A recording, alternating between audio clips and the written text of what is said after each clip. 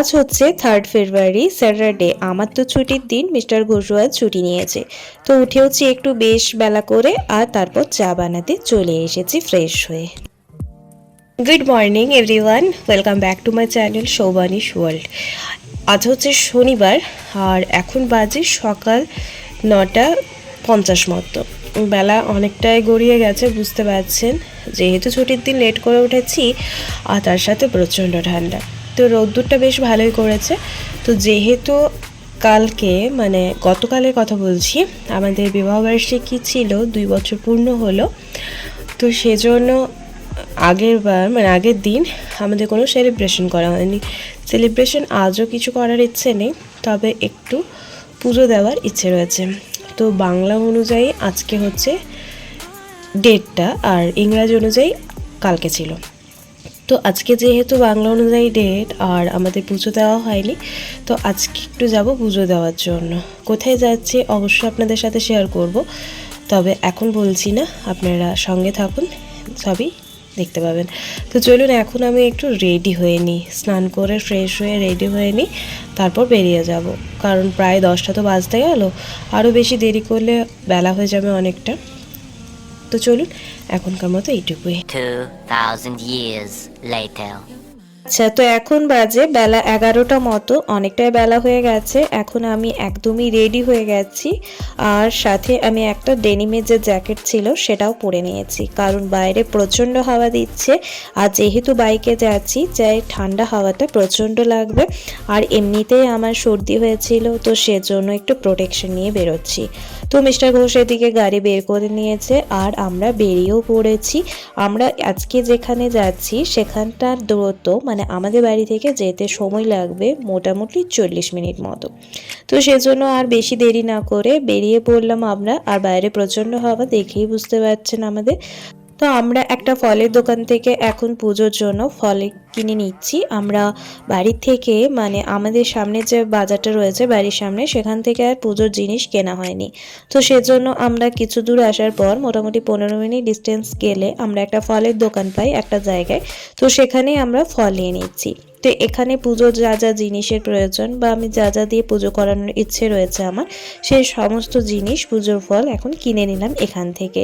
তো আমি এদিকে একটু ভালো দেখে কিনে নিলাম, জিনিসগুলো বেছে বেছে নিয়ে নিলাম। আর মিস্টার ঘোষ এদিকে আমাদের যা টাকা হয়েছিল সেটা মিটিয়ে নিয়ে আমরা আবার বেরিয়ে পড়লাম দুজনে। তো এখন এটা হাই রোডে যাচ্ছি, এরপর আমরা একটা গ্রামের রাস্তা পাবো, আর ওই রাস্তাটা কিন্তু বড্ড সুন্দর লাগে দেখতে এই সময়টাতে। কারণ আমাদের বাড়ি থেকে 40 মিনিটের রাস্তা বললাম, আর অনেকটা রাস্তা চলেও এসেছি আমরা গল্প করতে করতে। আর এদিকে দেখুন পুরো মেঠো পথ, গ্রামের রাস্তাগুলো আমার এজন্য বড্ড ভালো লাগে। কোনো শব্দ দূষণ নেই, কোনো কিচ্ছু নেই। কি সুন্দর লাগছে না, চারিদিকে শুধু সবুজ আর সবুজ। এদিকে একবার ধান চাষ হয়ে গেছে, আবার ধান চাষ হচ্ছে, মানে এদিকে দুবার করে চাষ হয়, তো সেটাই হচ্ছে। আর এদিকে দেখুন সর্ষে গাছে লাগে কি সুন্দর ফুল হয়েছে, কি সুন্দর লাগছে না, সবুজ আর হলুদে দারুণ লাগছে কিন্তু। যাই হোক, মোটামুটি অনেকটা রাস্তা পার করে চলে এসেছি, আর আমরা প্রায় মন্দিরের সামনেও চলে এসেছি। আজকে মন্দিরটায় ভিড় দেখুন, আজকে শনিবার, আর এই শনিবার দিন আর মঙ্গলবার দিন এমনিতেই একটু বেশি ভিড় হয়।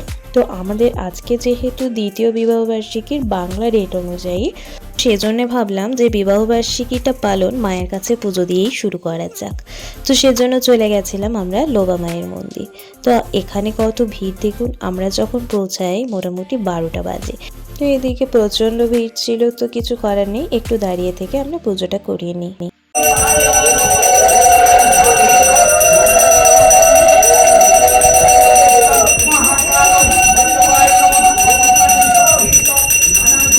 এখন আমাদের ভালোভাবে পুজো করা, ভালোভাবে মায়ের দর্শন করা, প্রসাদ খাওয়া সবই কমপ্লিট হয়ে গেছে।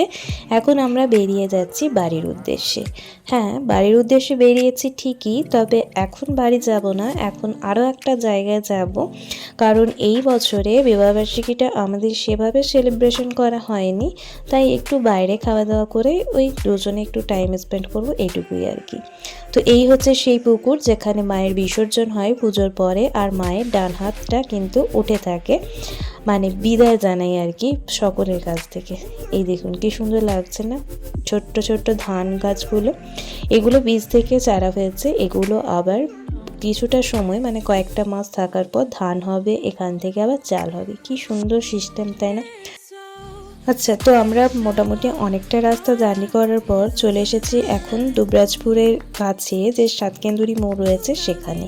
এখানে একটা হোটেল অভিষেক বলে একটা রেস্টুরেন্ট রয়েছে, আর এখানে আমরা দুপুরের খাবারটা খাওয়ার জন্য চলে এসেছি, মানে লাঞ্চ কমপ্লিট করব আমরা এখানে। আগের ইয়ারে মানে প্রথম বছর বাড়িতে বেশ বড়োভাবে সেলিব্রেশন করা হয়েছিল আমাদের বিবাহবার্ষিকীটা, তবে এই ইয়ারে আর করিনি, কারণ প্রত্যেক ইয়ারে ওই রকম বড়োভাবে অ্যানিভার্সারি সেলিব্রেশন করা আমাদের মতো মধ্যবিত্তদের পক্ষে সত্যিই সম্ভব নয়। যাই হোক, এখানে এসে আমরা বসে গেছি এখন চাট নিয়ে, কি খাবো সেটাই ডিসাইড করছি। তো এদিকে ইনি তো এখন ব্যস্ত ফোনের মধ্যে, তো এনার দ্বারা আর কিচ্ছু হবে না, সেজন্য আমি ডিসাইড করলাম। তো প্রথমে আমরা স্টার্টারে নিয়ে নিয়েছিলাম চিকেন ললিপপ, এটাতে ছিল 6 পিস আর এটার প্রাইস ছিল 250। বেশ খেতে ভালোই ছিল আর তার সাথে জুসিও ছিল। তো এখানে আমরা সেজওয়ান সসের যে ফ্লেভার সেটাই আমরা এখানে অর্ডার করেছিলাম। তো খেতে আমাদের বেশ ভালোই লাগলো, আর আমরা ভরপেট খাওয়ার জন্য অর্ডার করেছিলাম তন্দুরি রুটি 1 পিস করে, আর তার সাথে নিয়েছিলাম পনির হায়দ্রাবাদি, আর এর সাথে নিয়েছিলাম একটু চিকেন বিরিয়ানি, যেটা মিস্টার ঘোষের আবদার ছিল চিকেন বিরিয়ানি খাওয়া। যাই হোক, সেজন্য আমরা চিকেন বিরিয়ানিটাও নিয়েছিলাম। আর এই তন্দুরি রুটিটা কিন্তু আমার আবদারে নেওয়া, আর এই তন্দুরি রুটির পার প্রাইস ছিল 23 রুপিস, আর এই চিকেন হায়দ্রাবাদি পনির হায়দ্রাবাদিটার প্রাইস ছিল মোটামুটি 270 রুপিস। আর যে বিরিয়ানিটা আমরা অর্ডার করেছিলাম চিকেন বিরিয়ানি, সেটাতে ছিল একটা আলু আর একটা গোটা ডিম আর সাথে 2 পিস চিকেন, তো ওটার প্রাইস ছিল 180। তো এই হচ্ছে আমাদের আজকের লাঞ্চের মেনু বা আমাদের লাঞ্চ আইটেম। তো যাই হোক, আমরা এখানে লাঞ্চটা কমপ্লিট করে নিই বেশ ভালোভাবে, আর এই নিজেদের মধ্যে একটু টাইম স্পেন্ড করি নিজেদের মতো করে। তো এই ছিল অ্যানিভার্সারি সেলিব্রেশন, আর কিছু না। তারপর আমরা খাওয়া দাওয়া করে বাড়ি ফিরে যাব।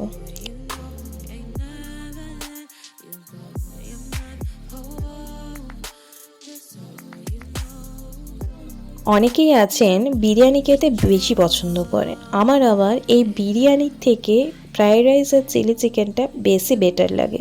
আমার মতো আপনাদের আর কার কার ফ্রাইড রাইস আর চিলি চিকেন বেশি ভালো লাগে মানে বিরিয়ানির তুলনায়, একটু কমেন্টে জানাবেন তো। মিস্টার ঘোষও সেরকমভাবে বিরিয়ানি পছন্দ করে না, তবে কি জানি আজকে খেতে হয়তো ইচ্ছে হয়েছিল তাই বিরিয়ানি খাওয়ার জন্য আবদার করছিল। তো বললো পুরো 1 প্লেট একা খেতে পারবে না, সেজন্য আমাকেও নিতে হবে কিছুটা, সেজন্য একটা করে রুটি অর্ডার করা হয়েছিল বিরিয়ানি।